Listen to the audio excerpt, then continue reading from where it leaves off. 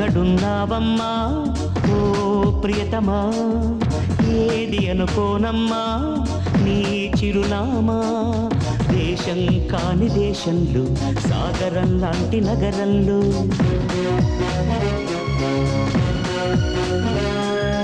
ఎప్పుడు ఎదురొస్తా, నా ఎదపై ఎప్పుడు నిదురిస్తా.